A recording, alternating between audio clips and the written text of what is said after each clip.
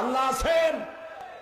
আল্লাহর কাছে কোরআন সামনে নিয়ে বলি, রব্বুল আলামিন এদেশে ইসলামী আন্দোলনের জন্য যারা জীবন দেয়, যাদের ছাত্র সংগঠন রক্ত দেয়, 121টি ছাত্রের রক্ত দিয়ে গোলাপ ফুলের মতো জীবন ঝরালো যারা, তাদের বিরুদ্ধে যারা দেখে, তোমার গজবের হাতে তাদেরকে সমর্থ করে দিলাম।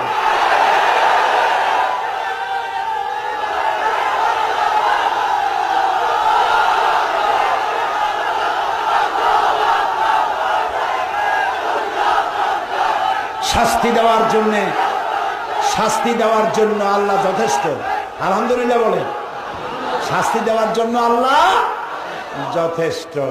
তবে আরেকটা কথা মনে রাখবেন, কাগজের আগুন দিয়া ভাত রান্না তো দূরের কথা, চাও গরম করা যায় না। এটা ঠিক কিনা? কাজে আপনারা কাগজে যা পারেন লেখেন, লিখতে থাকুন আর দেখতে থাকুন। বাংলাদেশে এমন কোন ঘর থাকবে না যেখানে জামাত ইসলামী যাবে না। সমস্ত ঘরে ঘরে পৌঁছে যাবে, কারণ জামাত ইসলামী দাওয়াত দেয় আল্লাহর কোরআনে।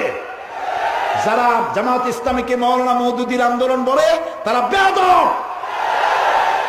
আমরা মওদুদীর মুরিদ নই। মাওলানা মওদুদী আমাদের কোন ফেকার ইমাম নন। কাজে আপনি বলবেন আর পাগল বানাবেন মানুষগুলারে, সব আপনার মুরিদ হয়ে যাবে, মনে করছেন সব পাগল হয়ে গেছে মানুষ।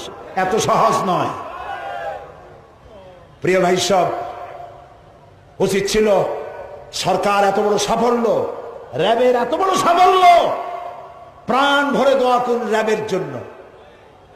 র্যাবের সন্তানগুলি সোনার সন্তান, আমার দেশের গৌরব, আমার দেশের অহংকার। র্যাবকে আল্লাহ তাআলা দীর্ঘজীবী করুন। তারা এই দেশের দুশ্মন গুলারে ধরলো, একটা ধন্যবাদ জানাইতে পারলেন না।